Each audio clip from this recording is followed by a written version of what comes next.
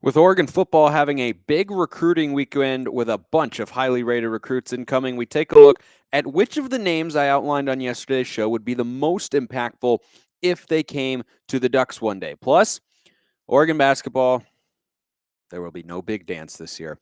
80-69, the final and the quarterfinals to Colorado. We break that down today on Locked On Ducks. Here we go.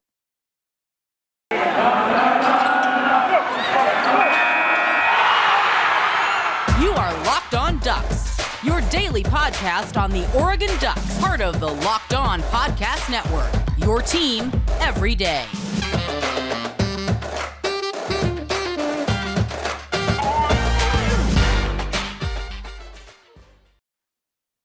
Yes, it is that time once again for Locked On Ducks. I'm your host, Spencer McLaughlin. Thank you for making this your first listen or your first view if you're watching on YouTube every day. It's part of the Locked On Podcast Network, your number one source to stay up to date with all things Oregon Ducks every single weekday.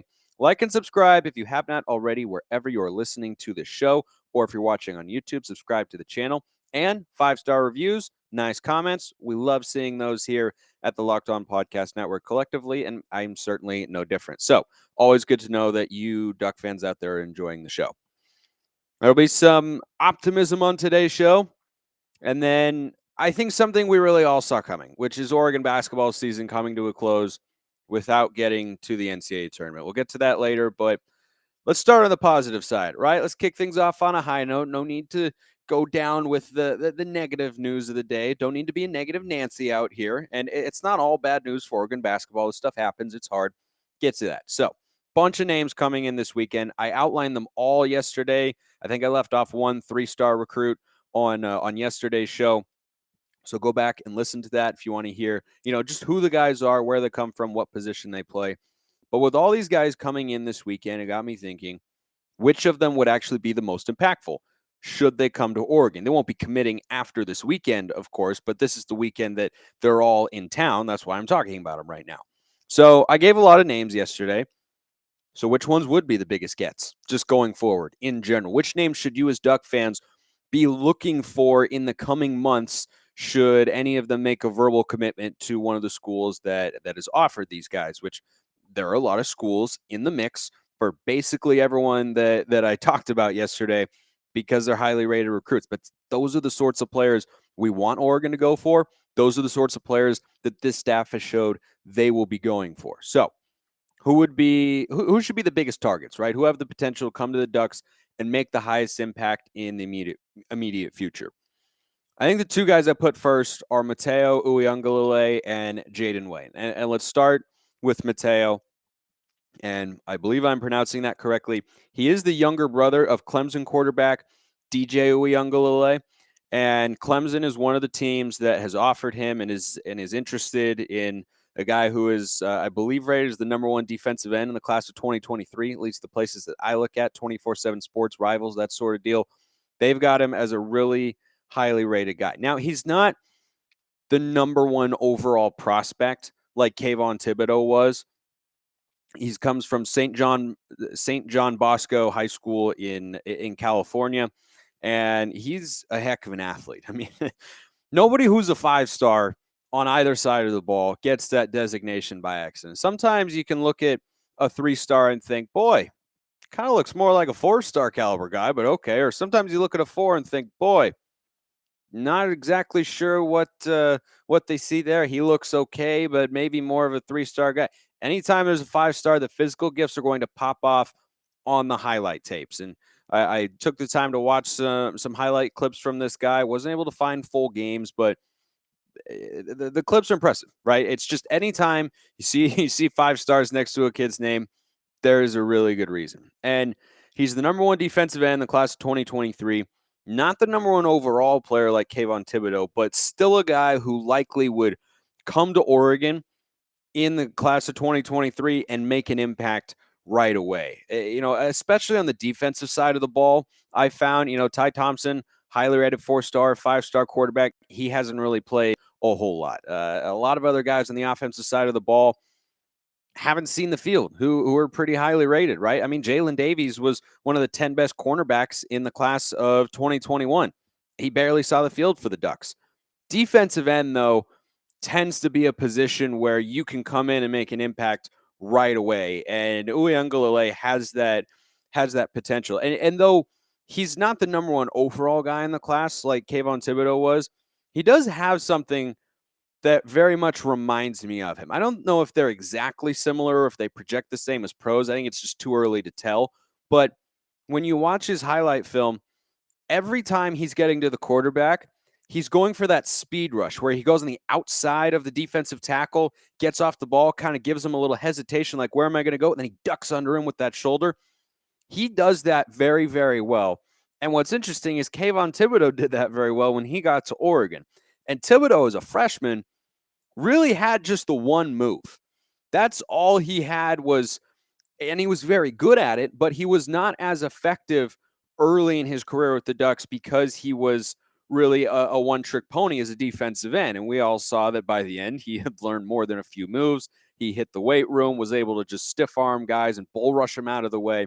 He had the full repertoire. It's why he will be a top 10 pick in this year's NFL draft, no matter what some scouts are trying to say. And, I've talked about that at length. Go back to previous episodes if you haven't seen, yada, yada, yada. Thibodeau is really, really good.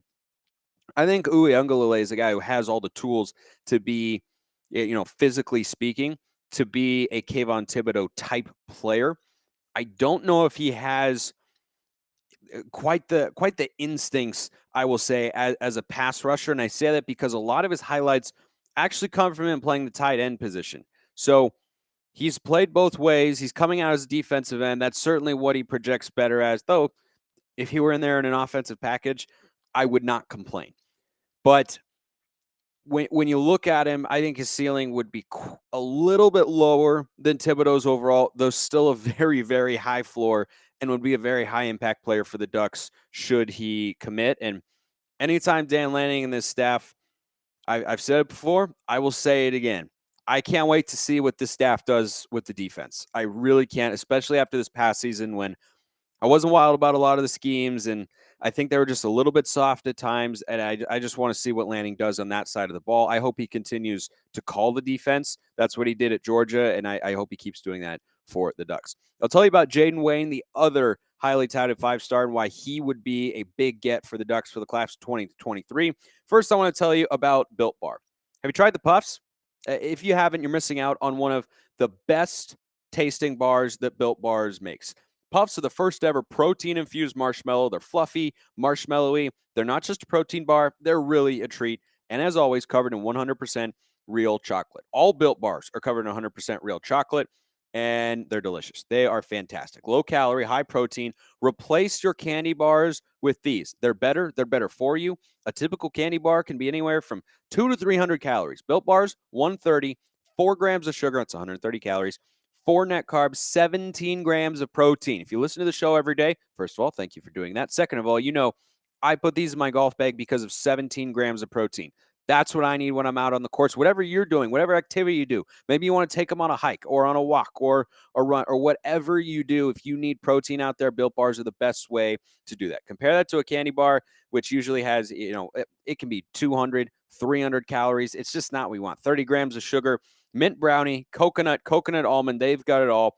If they think a flavor might be good, they'll make it. That's just the way Built Bar operates. So go to built.com, enter promo code LOCKEDON, LOCK15 for 15% off at built.com. So let's get back into this, shall we? We shall. And Jaden Wayne is where we go next on today's show. He comes out of the state of Washington. And what have I said on this show? For those of you who've been with me for a while, again, thank you for doing that. Like and subscribe if you have not already. What do I always say about getting in-state recruits? It's a sign of a healthy football program when the top-rated recruits in your state, when you don't have a lot of them like Oregon or Washington, when they're going to your school. That's a sign that your program is where you want it to be. With that being said, when you can steal recruits from other states like Washington that don't typically have a bunch of highly rated recruits, Oregon and Washington really in the same sort of class from a population perspective, when you can do that, it is not only weakening your rival, but it is strengthening your brand in the region. And as a recruiting basis, that's a really good thing to do. And Jaden Wayne is an edge rusher. I put these two guys first because they are edge rushers. I think they would be the most impactful for the Ducks because of their position, and that's going to be one of great need for Oregon. I think this season as well. It's why I want them to go after Mitchell Agude, who's coming on campus this week. And I just think when you look at the defensive end position in general, especially with a defensive-minded head coach, and Dan Lanning is going to know this, your defensive ends are probably the most important position. I mean, look at the NFL. The NFL has defensive ends taken in the top 5 all the time. All the time. Top 5, top 10, they're up there.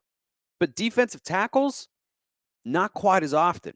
And the reason is the defensive ends are more likely to get after the quarterback because they're more likely to have one-on-ones, right? If you're running a 4-3, as we likely will with Dan Lanning, which is what he schemed at Georgia down there in Athens, you're going to have defensive tackles who will face a lot of double teams. Or if they are able to beat a center, they'll get passed off onto a guard. But defensive ends, unless the offense is going to chip with a running back or a tight end, you can create more one-on-one situations, especially if you're smart with the way that you scheme your defense, the way that Dan Lanning has proven to be as a defensive coordinator.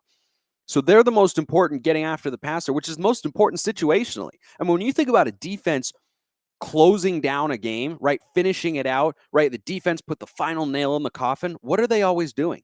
Either forcing a turnover, which is often a product of pressure, or they're getting after the quarterback and sacking him to stall the drive. Those are the two things. Your defensive ends do that. So that's why I put those two guys first, is who I think would be the most impactful. And they're not just great recruits, but they're at a position where Oregon has to be able to focus in the coming years if they're going to build the sort of defense that Dan Lanning had down in Georgia. If they're going to do that up in Eugene, defensive end has to be the first place you look. There's a reason that, Aiden Hutchinson, Kayvon Thibodeau will be two of the top picks this year, and Nick and Joey Bosa have been top picks, and Chase Young, all these sorts of guys. There's a reason. It's the most important defensive position. Helps your DBs.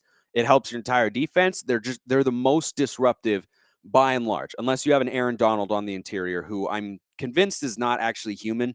That guy is I'm out of words to describe Aaron Donald and how good he is. So let's count him as an anomaly, shall we? Maybe the best defensive player in the history of football. That's a legitimate thing to say about the Pitt Panther product. He's ridiculous, absolutely ridiculous. Pretty sure they're the Panthers. That could be wrong. He went to Pittsburgh, where Kenny Pickett went to school. There, we got it. So in the class of 2022, however, those guys are class of 2023, and I think they should be the highest priority targets for Dan Lanning and the staff. For the class of 2022, same reason I'm talking about with these other two guys. We need a holdover at the defensive end spot without Thibodeau, and Mitchell Agude has got to be number one. I think he's the best caliber defensive end Oregon can get on short notice right now. I haven't done a huge deep dive into the portal, but a lot of guys have already moved around, and maybe some other names will come available, and the Ducks should not be shy about looking there to get some pass rushers, because the interior of that defensive line is really set with Popo Almavai, Brandon Dorless, and Sam Taimani. Ducks are good. They added Jordan Riley from Nebraska just for good measure, for another big body. If the Ducks can get a Agude, I will feel so much better about this defensive line, but we'll just have to wait and see.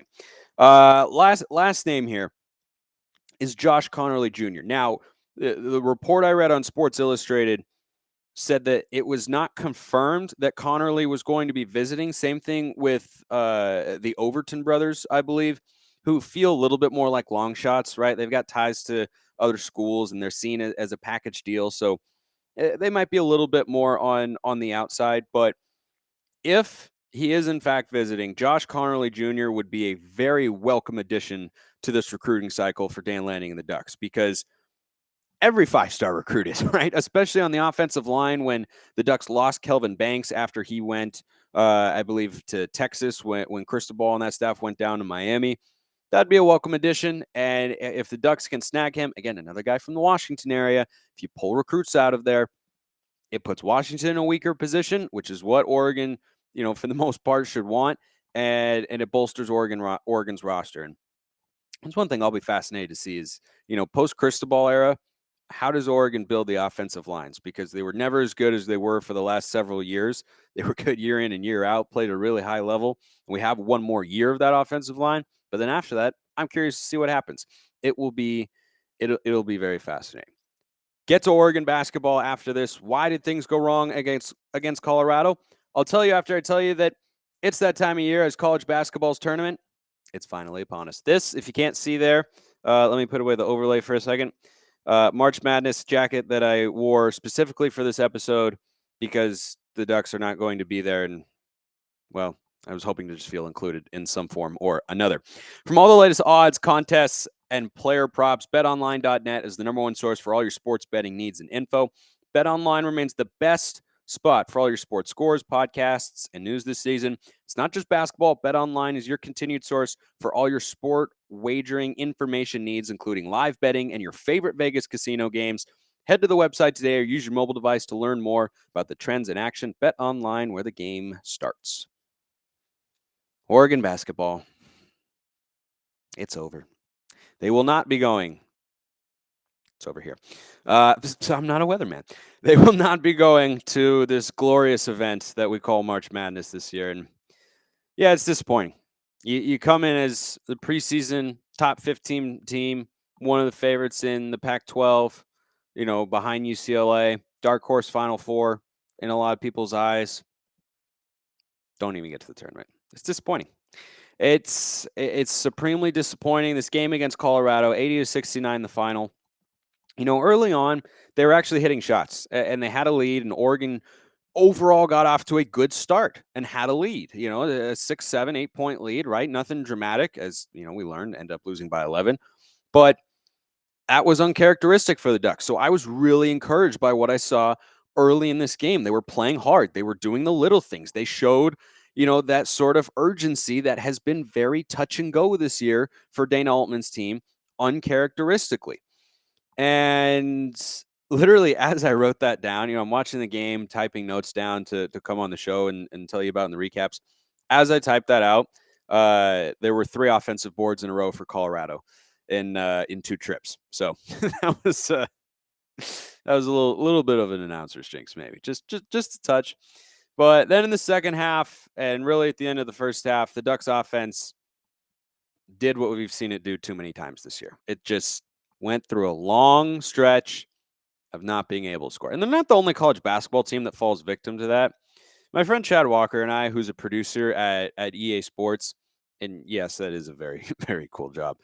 But he and I have talked about this for years. It's just so puzzling that these guys are so good. College basketball, D1 college basketball players are unbelievably talented, all of them.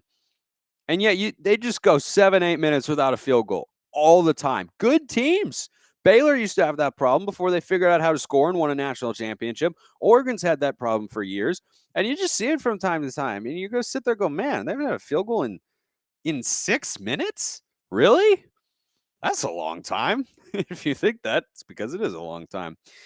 But, and Folly Dante was having a nice presence inside. Kepnong had some good moments as well. Their ability to box out and rebound, tremendous. Just tremendous. A lot of big guys just want to go after the rebound. Kepnong especially, but Dante does a great job as well. I love the way they box out. I do. And that's why they just swallow up rebounds like a vacuum cleaner, both of them. And that's a great thing. But Dante having 4 fouls at one point in the second half, not as good. The defense suffered as a result. It always does. And there was just a point where, I thought back to the first half compared to what I was seeing in the second, and there just wasn't that same level of urgency. It wasn't there. And they did a lot of good things that Oregon State game, but as I said in the recap, they were going to have to be better to move on in the tournament, and they were not. They were not good enough down the stretch. And look, there was a moment that I think, that expression, what is it? The straw that broke the camel's back. I don't know where that comes from, but you know what it means, right? The straw that broke the camel's back is about 7 minutes to go. I think it was like the 6.5 minute mark in the second half. Quincy Guerrier drives. Guerrier was fantastic in this game. I really hope he's back at Oregon next year because he really started to come into his own offensively, and he has got a well-rounded offensive game. He was good in this one once again. I think he had 20 points. He was called for what I am not exaggerating here. I am fully aware of recency bias, and no, it couldn't possibly be. It was the softest charge call in the history of college basketball. It was so bad. Dana Altman hasn't gotten a technical and I don't know how long. I can't remember him ever getting one. Maybe he's had one at some point, but it's not something that happens. He was red as a tomato at this call. It's not the only reason Oregon lost the game. They didn't have enough defensive intensity, but I'm telling you, they were kind of starting to lose it, but then they got back into it, and they were down 4, and Guerrier hit the floater, and then this pathetic referee inserting himself into the game unnecessarily charge call. When that came down and Altman was upset, the players were frustrated. From then on, the Ducks never really got that close. It was unfortunate that happened, and I think is a microcosm of why this team did not reach its full potential or really get even close to it, because this is the talent on the roster, Sweet 16, Elite 8 caliber. Probably not Final Four or national championship game, but the absolute max ceiling, Sweet 16, Elite 8. And they're obviously not going to get close to that. And Marcus Mariota was actually at the game in Las Vegas down at T-Mobile Arena. If Mariota can't bring you the magic to get you a win in the quarterfinals, it's just not meant to be. And that's just, I think, the way that it's been trending over the last couple of weeks. After that amazing stretch when they won 10 of 11 and we're just rolling through the Pac-12, it looked like, oh, here we go. The Dana Altman teams are going to finish strong. This one just couldn't do it. They just couldn't get over the top. And, the fact that horrendous charge call kind of took them out of it and took the wind out of their sails the way it did, I think is part of the reason that they just never got up there this year. Is the consistent emotional intensity wasn't there the way it needs to be in college basketball. And Dana Altman had some great quotes after the game. If there's ever a high note, it was definitely the Dana Altman quotes. I've never seen him like that in a press conference before, giving quotes like this, and other media people who cover the Ducks had the same sort of reaction. But here was one quote: "We won 19 games. We should have won more than that." Very true. That is very, very true, Coach. There is not an afactual thing in that sentence. Then he had another one when asked the potential to get to the NIT, and I'm sure Oregon will get a bid, and probably they could win a game, but for a team that was trying to get into the tournament, getting the NIT, as Dana Altman put it, we had aspirations of going to the Rose Bowl, but we're going to the Weed Eater Bowl. You got to hand it to him. Having a sense of humor in those moments, that's tough. That's tough. So Oregon's not going to the big dance for the first time since the 2017-18 campaign when they got to the second round of the NIT. And it's just the fourth time in the 12th year under Dana Altman that they won't be in the big dance, and just the second time in the past 10 years. Remember, he took over. They won the CBI, which is below the NIT. They won the CBI in 2010. Next year, they got to the NIT quarterfinals, the quarters of the NIT in his second season. And then it's been a bunch of tournament appearances, right? So in a 10-year span, Dana Altman has been to the tournament 10 times. Let's not worry about him. It just didn't come together this year. Sometimes that's the way it goes. And it's unfortunate, because you always hold out hope, and it would have been so much fun for them to do what they did in 2019, which is actually where I got this jacket. I got to watch those games, and I was working the tournament at the time, and being in those Oregon locker rooms, man, which I had the privilege of doing, was so awesome. I mean, Pritchard and Wooten and Louis King, and it was a really, really, really fun vibe in there. But it's not to be this year. It's over for the Ducks in terms of their big dance hopes, and you just say, you know what? It's tough to win year in and year out. On to the next. I appreciate everyone listening. Have a wonderful rest of your day, and go Ducks.